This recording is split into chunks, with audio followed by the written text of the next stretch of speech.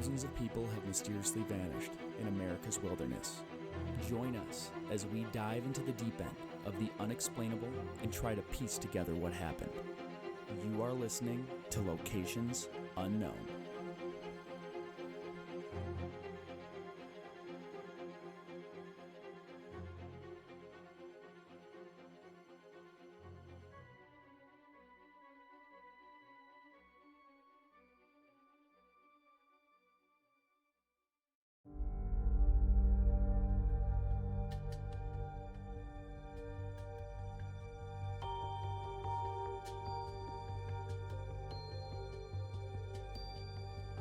Ooh, what's up, everybody, and welcome back to another episode of Locations Unknown. I'm your co-host, Joey Rado, and with me, as always, is the guy who started Conformity Gate, Mike Vandebogart. What is that? That's the Netflix Stranger Things secret 9th episode. Oh, okay, the thing you've been talking about. Yeah. Okay, cool. Well, I didn't know that. For the record, I didn't think it was going to happen, but it was fun watching all the people get so upset that the finale was so bad. They created a thing in their head that there might be a secret better one. I saw a news report from New York. All these people were following someone on TikTok that said there was going to be a big New Year's Eve fireworks show on the Brooklyn Bridge. Oh, yeah. So like thousands of people showed up and nothing happened. And they're like, 3, 2, 1. All right, any second now. That never happened. He should have just posted that there's like technical difficulties and it never happened. Just, right. Just keep it going. Okay, well, we'll cut all that out. Well, everyone who's like, because it wasn't that bad. Like, it was but everyone's like, you can't end a finale that bad. I was like, have you seen Game of Thrones? Or Sopranos? Sopranos was better than Game of Thrones. Game of Thrones is one that they should actually just redo. I guess that final scene in Sopranos, it's grown on me. When I watched it originally, I was like, that's it? It just cut the black? Yeah. Spoiler alert. Well, it's better than having the whole final season just be awful, like god awful. That's and true. the best episode you can't see. Yeah. The best episode in the whole season is the battle, and it looks like you're wearing like 5 pairs of sunglasses. Yeah, not how I would have done it, but okay. Anyway, where were we? Conformity Gate. This is the Stranger Things episode. Yes, Happy New Year, everyone. Happy New Year. We are into 2026. It's already shaping up to be a weird one, I think. Not going to get into any current events, but whew, a lot has gone on since we spoke to you last. We'll just leave it at that. It's getting weird out there. So we're going to try to bring it back down to earth and talk we're going to try and talk. It just keeps playing. My bad. We'll cut all this out, but no, we won't. We'll bring it back down to earth and talk about more lighthearted things like unexplained disappearances. Absolutely. That's what everyone came here for anyway.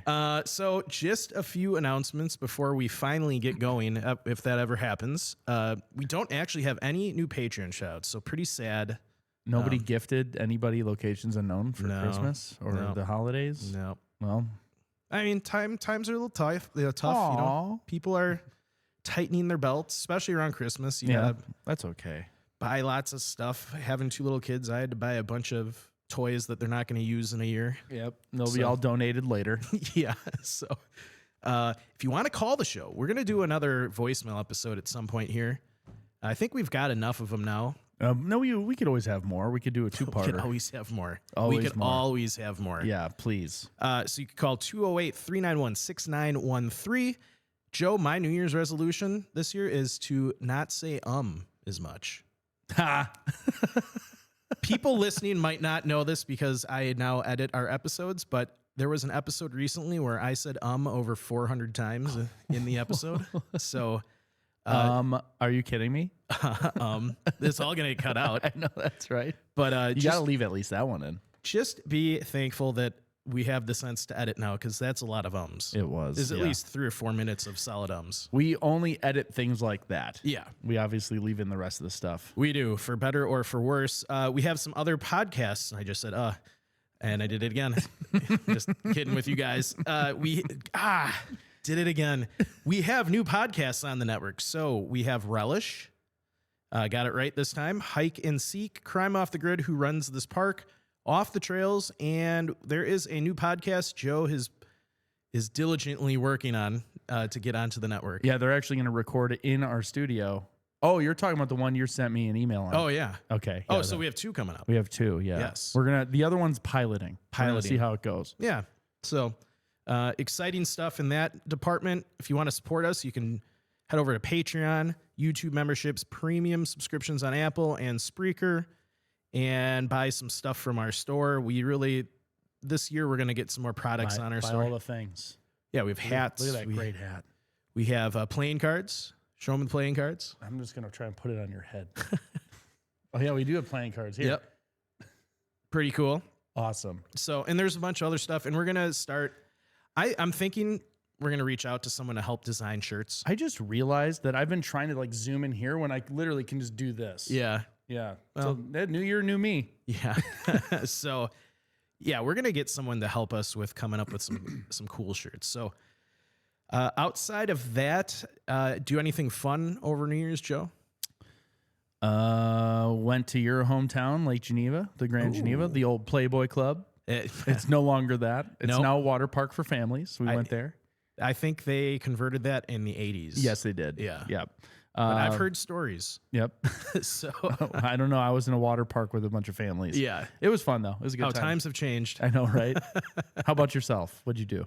I fell asleep on my couch on New Year's Eve and barely remembered to wake up to see the ball drop. So you're like 50 something years old. I'm aging in dog years.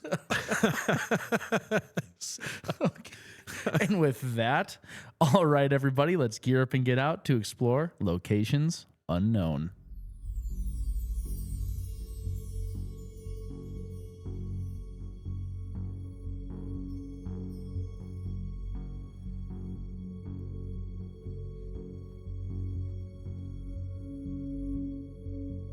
February 13th, 2014. A 56-year-old experienced outdoorsman drives deep into Arizona's Tonto National Forest for a planned multi-day solo hike. After parking along a quiet highway near the community of Young, he leaves behind a note describing his route and steps into some of the most rugged backcountry in the state. Days later, concern begins to grow, triggering a large-scale search across remote canyons and forested ridgelines. What happened in the vast wilderness? Join us this week as we investigate the mysterious disappearance of Paul Victor Tomasso.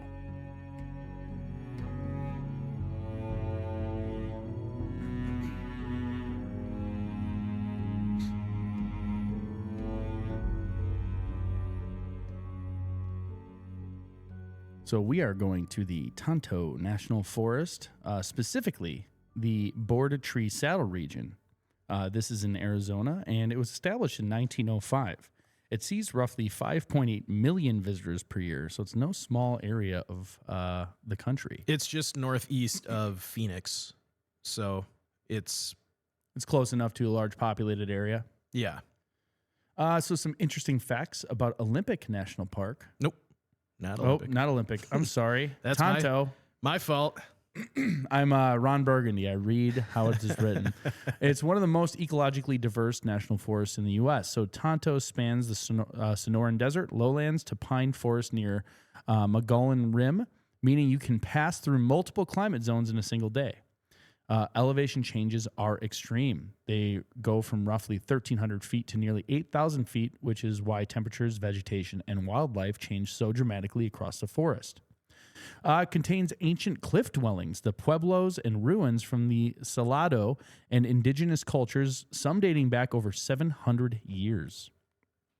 It is at 3 million acres. I don't know why I said acres. Tonto National Forest is one of the largest national forests in the country and is larger than some of the U.S. states' park systems.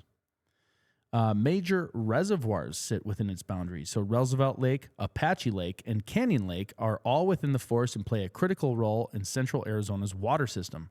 Despite its name, much of it isn't forested, so large portions look nothing like what people imagine a forest should be. Wide open desert, cactus-covered hillsides, and a rocky canyon dominate the lower elevations.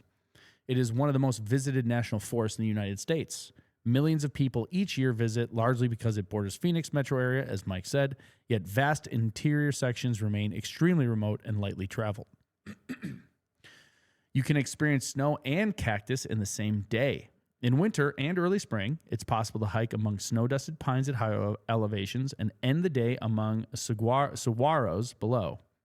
You gotta not pronounce the G. I think we've been yelled at. We have. Is it saguaros? Saguaros? I don't want to say yes or no because it's probably wrong. We're wrong. It doesn't matter. Yeah. Call the number. Yes. We need voicemails. Tell me how I said it. Whatever you said sounded right. Okay. Thank you, Mike. New year, new you. New year, new me. Climate. The area of the Tonto National Forest near Young sits at the higher elevation than most people associate with Arizona.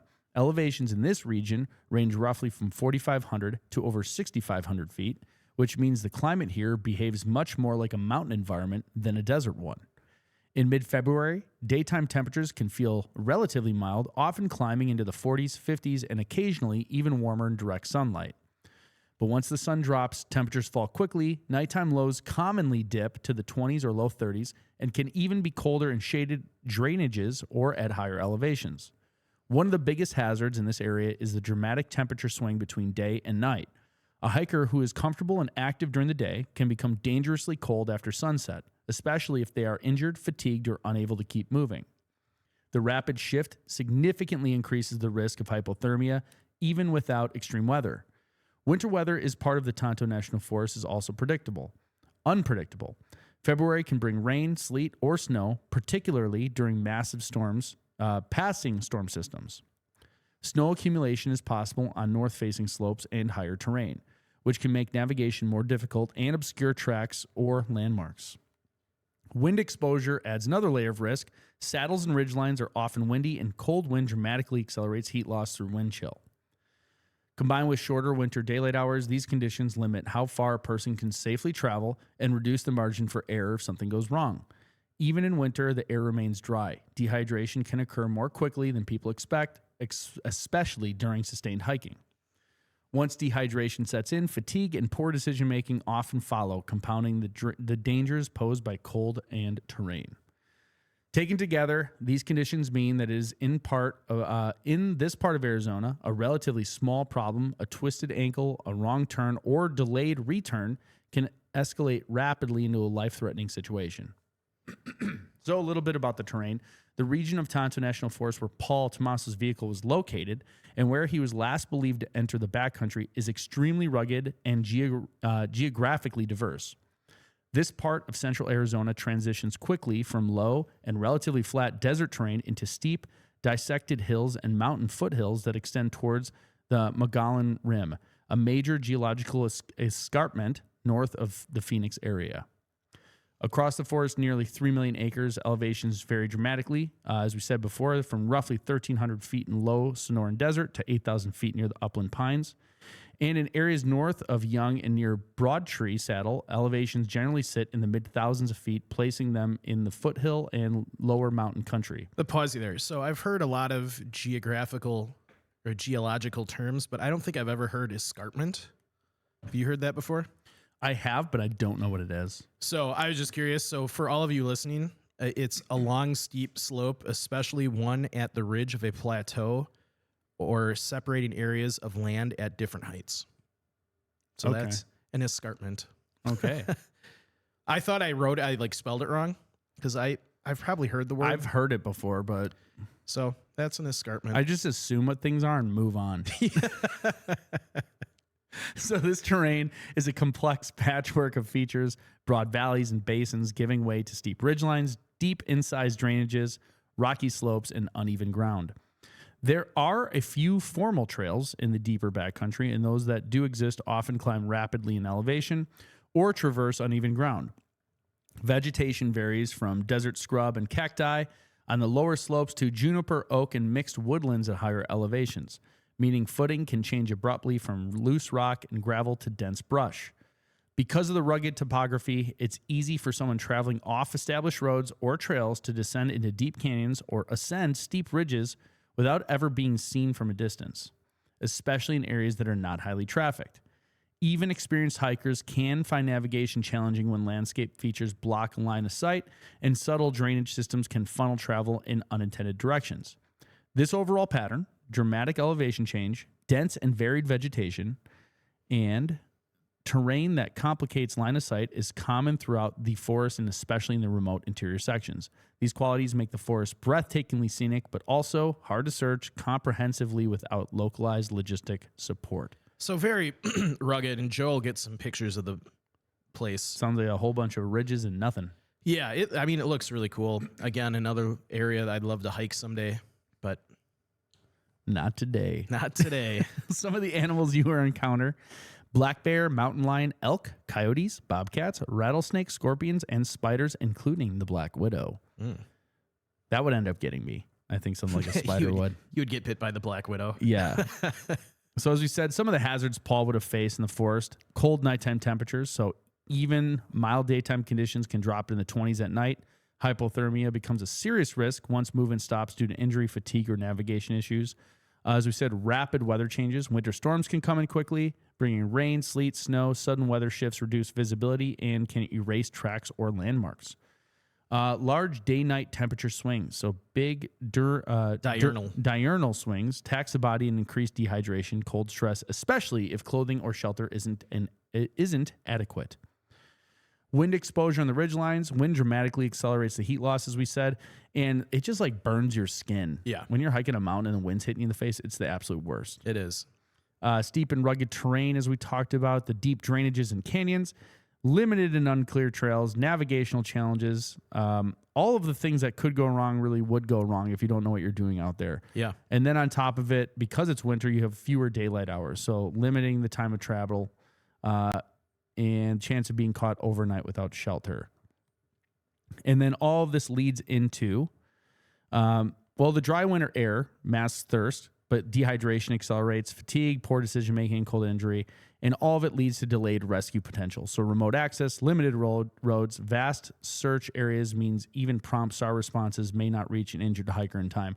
Plus, this is like sounding very similar to the Paul Miller, where he went missing. And remember, he wasn't far off the trail, and it took him over a year to find him. Yeah, he was.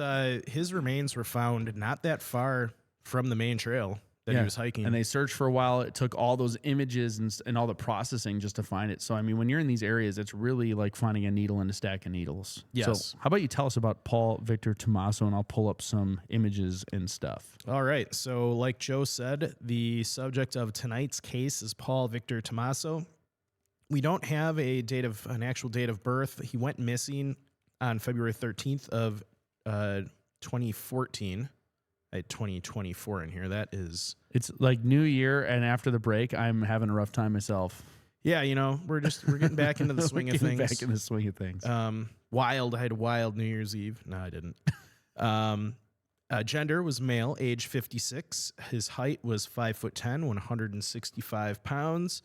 Brown hair, green eyes. Clothing he was last seen in. Oh, hey, that's our website. I know, right? You like that? That's our old website. We have a new website. That's okay. So I got to consolidate, probably confuse people. So clothing he was last seen in: beige cargo pants, dark long sleeve shirt, dark vest. He often wore sunglasses and reportedly had a custom necklace for his glasses. Personality: so he was described by his family as independent and capable. He was comfortable traveling alone and did not appear reckless. There were no public statements that I could find that suggested he was impulsive or in any kind of distress or any unusual behavior prior to his trip. Occupation: we don't know a ton about his personal life. We know he enjoyed hiking and spending time outdoors. He had a very keen interest in exploring remote areas, and he did have interest in historical and archaeological sites, including Native American ruins. So that might have been one of the reasons why he was out in this forest. Experience in the wilderness: everything I read, Paul was described as a very experienced outdoorsman and backpacker. Family stated he was capable of hiking long distances and was familiar with remote backcountry travel, though he was not experienced, from what I could tell, in this specific area, and more importantly, the Board Tree Saddle area. And, his willingness to undertake a solo multi-day trip suggests his confidence in navigating this kind of terrain. So he was, from all accounts, very experienced, but maybe not so much in this area. And based on Joe's description of the terrain, it seems like a very hard place to hike, especially if you're a newbie. I wouldn't want to, send someone out there on their first backcountry hike. Probably not the park forest to do it in. Yeah. So all around, he seemed like a pretty capable hiker. And, sorry, I was just trying to pull something up here. So our timeline really starts out on February 13th. And I was just trying to pull up, I don't know, I didn't have it here. I had some information on why he was out in the forest. I'll condense this dead air when I edit. Oh, never mind. I didn't have anything. So, okay, we'll start this. Boom. So the timeline starts Thursday, February 13th of 2014. The time period will be morning to early afternoon. For those of you watching on YouTube or just listening, Joe has Google Maps of the area, and it is rugged. It is rugged, and there's a whole bunch of nothing. But then off in the distance, you got Phoenix. So which way is Phoenix? There's Young. We're looking around. Well, did it say it was north? This is northeast of Phoenix. Northeast. Okay, so if I look southwest, Phoenix is somewhere that way. Okay. Ish. Somewhere ish. You think it would pop up? You would think. Well, what we're trying to describe here is it's very, very rugged. Okay, there's Phoenix. Yeah. So it's kind of if you're in the forest, it's kind of obscured by mountains. Yeah.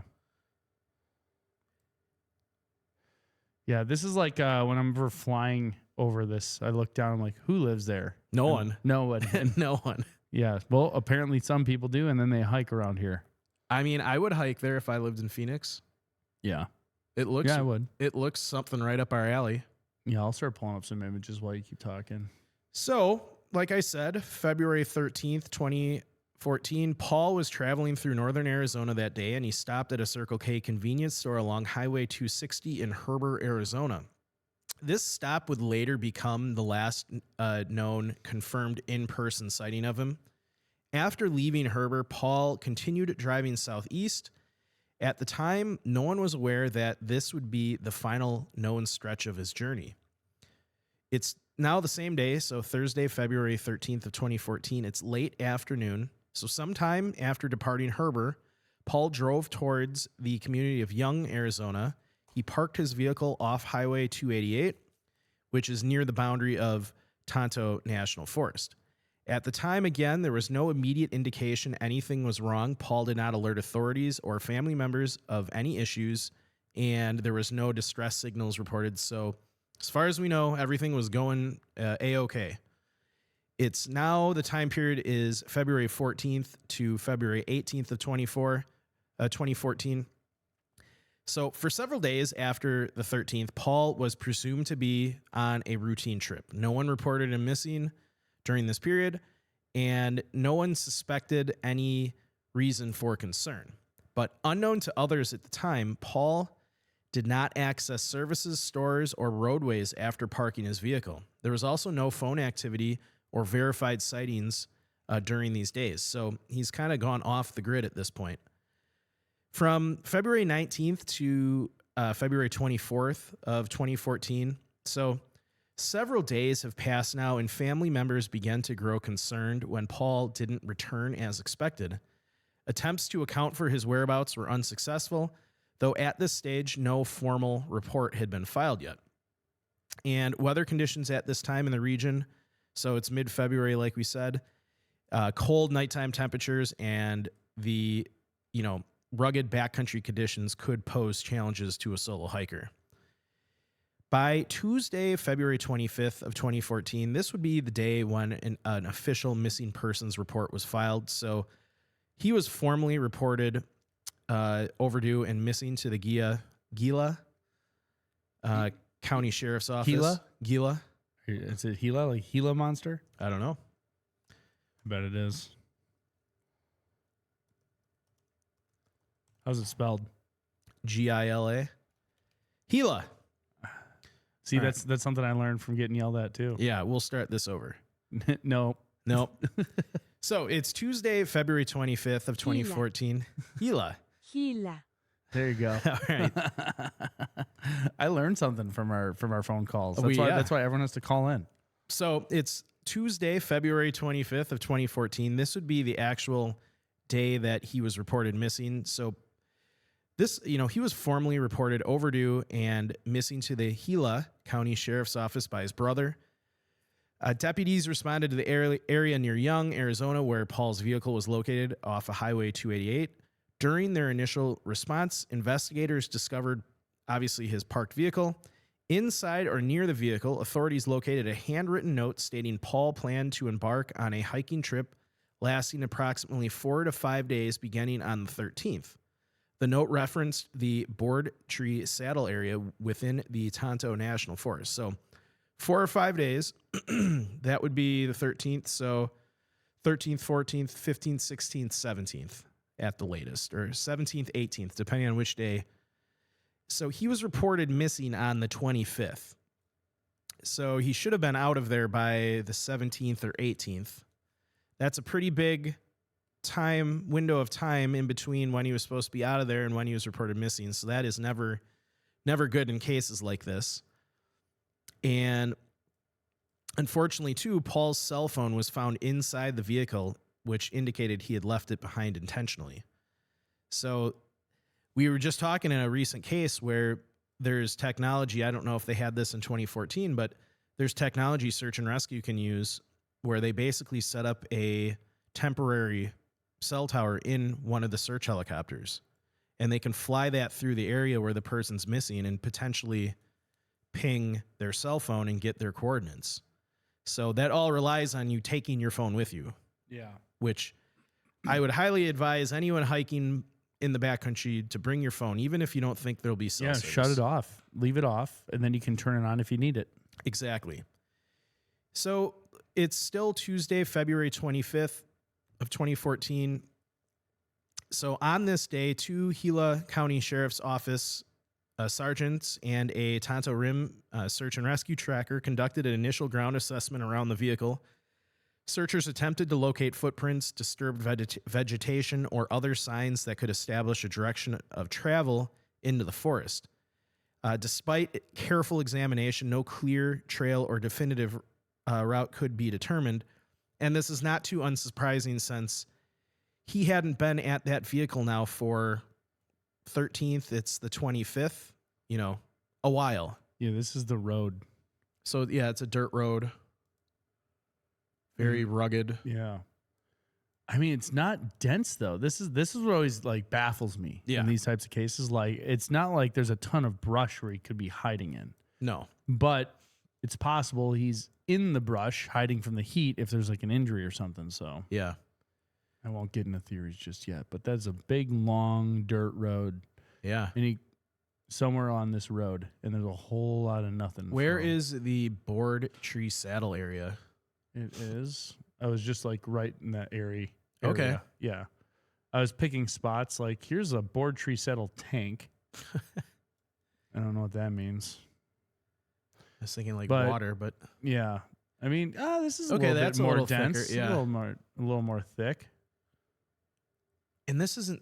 I don't picture this when I think of Arizona. Yeah, me neither. I'm gonna go right to where Google says it is. Okay. So we'll just work off of that area. So he just pulled his car off on the side and left a note. Sounds like it. Yeah. Just park right here and hey, don't tow me. Now, what time so this picture was taken in September. September 2024. Do they have are you able to see pictures from a different time? So usually I can on all trails. Yeah. Sometimes you can go back in time on these things. It's not on the images per se, it's on the satellite imagery. Oh, yeah.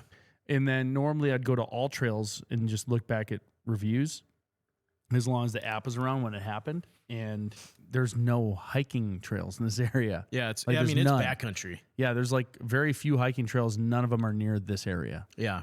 So So you I got nothing. wonder what he was doing. Was he just, because in national forests, pretty typically you could just park your car and go hike like straight off and just go in. Maybe that's like he just likes solitude in Are the there national any forest. archaeological areas around here that he might have tried to hike to? So there's petroglyphs, but they are nowhere near where he was. So there's no really points of interest. Yeah, let's see.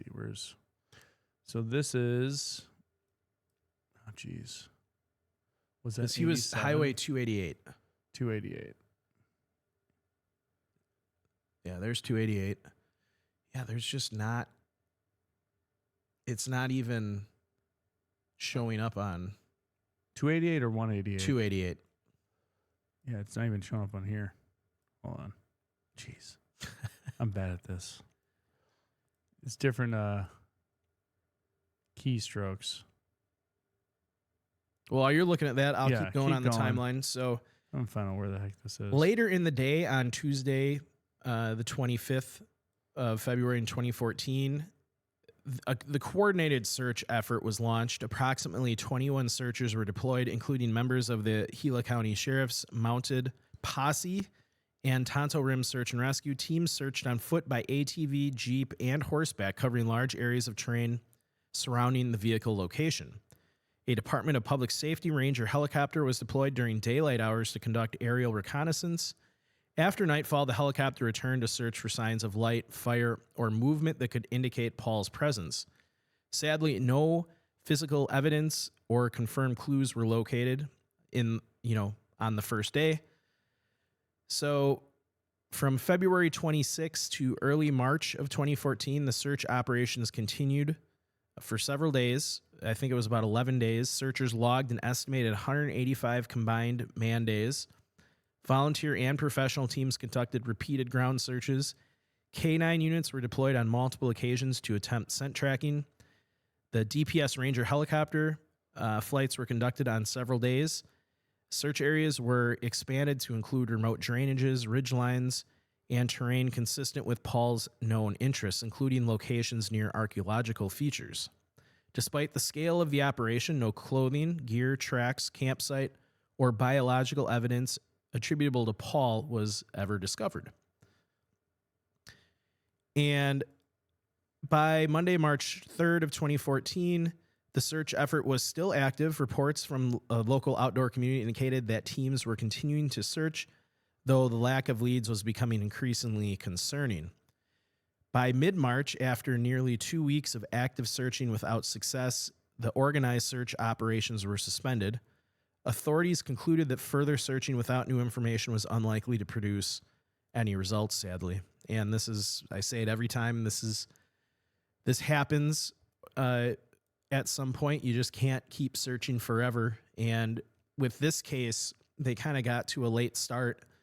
It wasn't because of the search and rescue teams. It was just because he wasn't reported missing for quite a while after he was supposed to be out of the forest. So that really doesn't help things.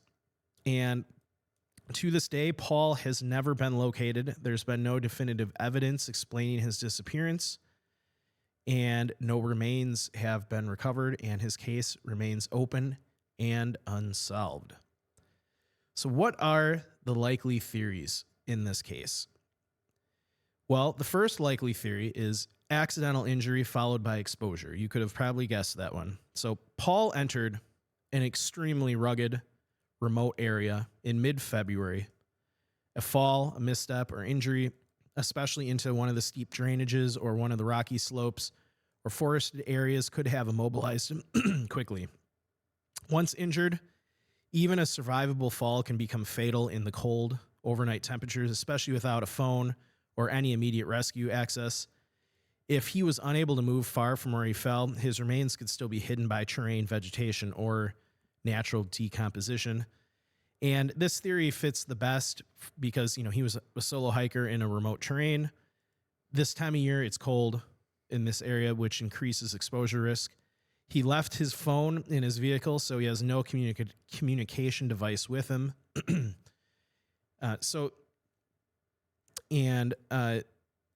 SAR efforts often miss victims in steep and brush-heavy terrain. This is not due to the lack of trying. It's just a product of the location.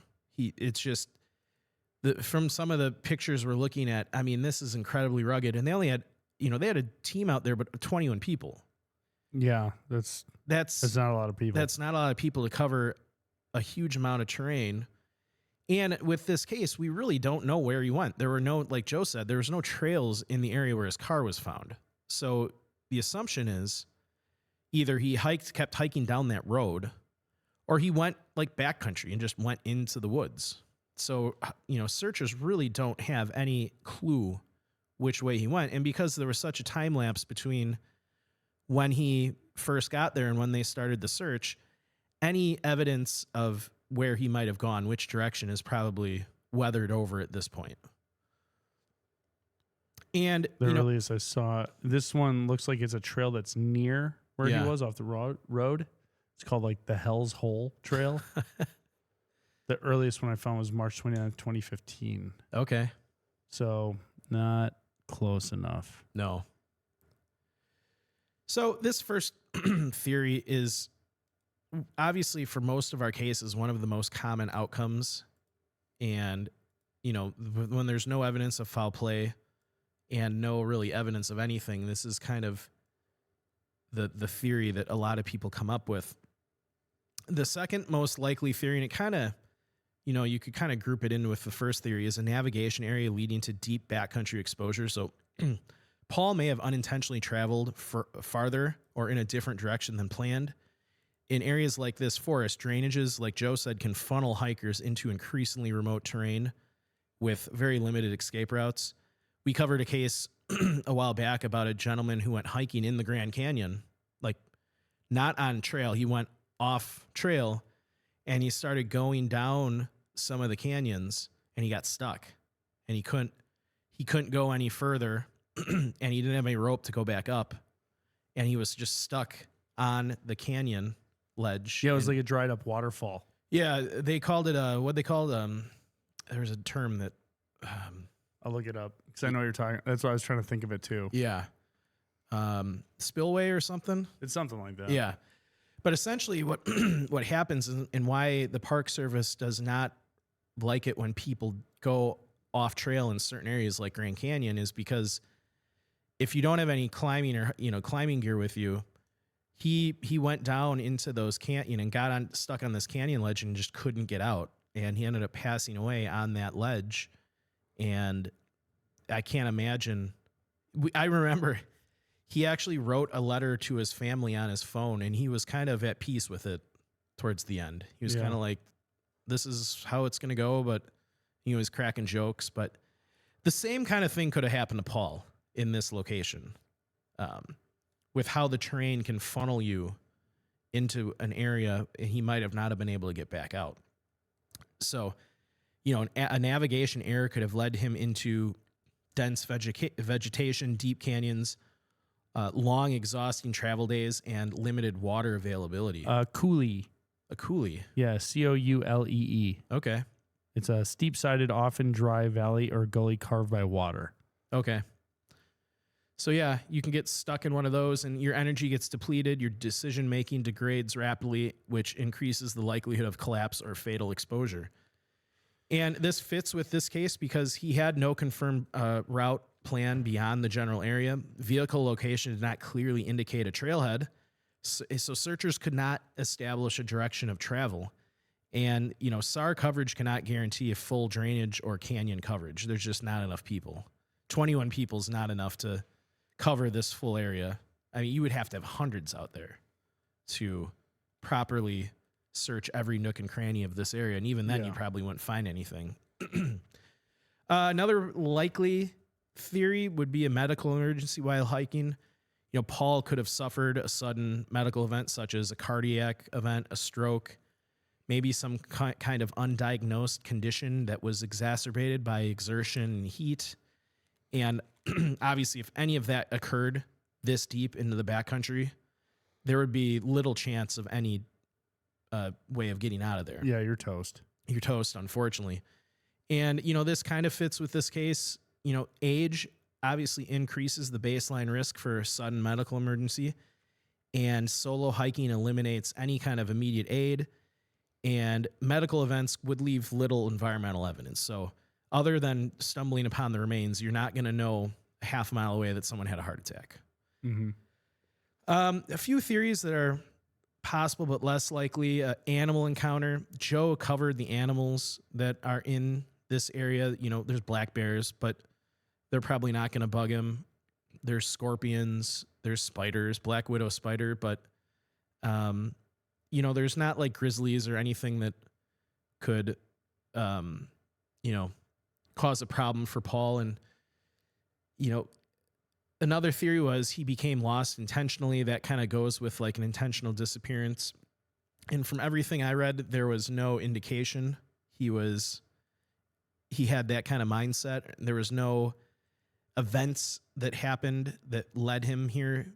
You know, like the case Brian Skalinsky, the guy we covered a few cases ago where he got lost in Great Sand Dunes twice. Yeah. He was at Great Sand Dunes because he had a midlife crisis and he was like going out there to, I don't know, confront his demons or something. Mm-hmm. There's no indication Paul was doing that. Paul just liked challenging, remote, deep backcountry hiking, and he found it at Tonto. And then the final theory that, you know, always is a possibility, but probably not very likely here, is foul play, just based on the just remoteness of this area. Probably not very likely to come across someone that's going to murder you this deep into a place this rugged. So it's always a possibility, but there was no indication of any struggle. They didn't find blood or, you know, his phone was still in his car. So someone that's going to maybe rob you would have, you know, taken the stuff out of his car. Yeah. That his car was undisturbed. So probably not foul play. If I had to put my money on what happened to him, I think it's a combination of 1 and 2. I think he had a navigation error that led him deeper into the backcountry, probably out of the search area, and then he suffered some kind of injury. And yeah, he was planning to be out there 4 days. So Yeah. if it happened later, he'd be really far away. And dehydration can stress the heart. You know, his age, we don't know his medical background, but you're at risk. Yeah. And I think I might be a little too thinking of the Paul Miller case Yeah. because they determined that that's basically what the cause was. I could imagine you're out in the desert, stressing the heart, dehydrated, potentially hiking. Yeah. I'm kind of with you, medical event of some sort, not necessarily like an injury. Yeah. Just because of how flat it is. I mean, you can roll your ankle, I guess, but I mean, there's some rugged areas too. I mean, he Yeah. could have tried. That's I why don't know. I think of like myself at 40. I don't take huge risks anymore. By the time I'm 56, I'm not going to be doing crazy hiking unless I'm doing it regularly. You're going to be like paved trail with your sandals. No, I'll still dress appropriately. I'm just not going to be doing like the kind of stuff we've done. You know, flash your floods in Zion and your mocha frappuccino and your sandals and like Tommy Bahama shirt. I have like my robot carrying my backpack. Or Your carrying me. robot dog. My robot dog carrying my backpack and the robot carrying me, like cradling me. That would be kind of cool. Doing like the Boston Dynamics. The Boston Dynamics Dog robot carrying- dog just carries your gear and then you can just like have fun hiking. Yeah, I could do like twice the distance. Yeah. And then it could like protect you Yeah. or turn on you. Yeah, I know, right? That's more likely. We're going to have a lot of robot deaths to cover when we have this show in like 20 years. Yeah. No, I think maybe navigation error or exposure this time of year. Like, go back to the map. I'm just curious, what's the closest water that you can see from here? I didn't. I mean, Is there hold on, I'm any trying to kind get- of sometimes it's. maybe go back to like the map view for a second? I'm trying to rotate. There we go. Jeez, There we sometimes go. the buttons don't work. All right, yeah. So okay, we've got let's go to map. map view that looks like a drainage way over there. Salt River. Salt River. And that's it. There is not a lot of water where he was parked. Yeah, see, like besides that, I got to go to satellite just to see if there's like, yeah, it's just this. And Yeah, just that. Now, in February, there could be snow and higher elevations, so you could get water that way. But I would imagine this time of year, little creeks and streams are going to be pretty dry because nothing, stuff hasn't started melting yet. And you look at the terrain, it just looks dry. Yeah. I mean, September that's a drier time of the year. But I think you're right. He probably got dehydrated if you got lost. And then if he was out there longer than he planned, he probably easily ran out of water. So I don't see a lot of natural flowing water in this area. No. There's no water. This is a little bit ways away, but now that doesn't mean the park, the Forest Service doesn't have areas where there's maybe natural springs that you can fill up on. Maybe that's present here. Well, I don't see any. Yeah, we don't see any in our limited. Yeah, I mean, that's possible. But yeah, I think navigational error. Maybe he got lost, ran out of water, dehydration set in, exposure because it's February, it's cold at night. We don't know, outside of kind of the basic clothing he was wearing, we don't know the kind of gear he had. I'm assuming based on his experience level that he would have had the proper gear. Yeah, for this I don't hike. think he was packed inappropriately. No. And that is based off of hunch. No data other than what we know about the case. But If he's like an experienced, like deep backcountry hiker that loves doing this, he's not going to come out here that unprepared. Yeah, you don't make stupid decisions, or you don't try to. You can make mistakes because everyone can, but yeah, that's so. I don't. You know how you like after doing these, you just kind of get a feeling about people. I feel like he probably did everything right. It's just something completely out of control that happened. And it's people can make fun of me. I don't like solo hiking for that reason. Yeah, like stuff can go wrong.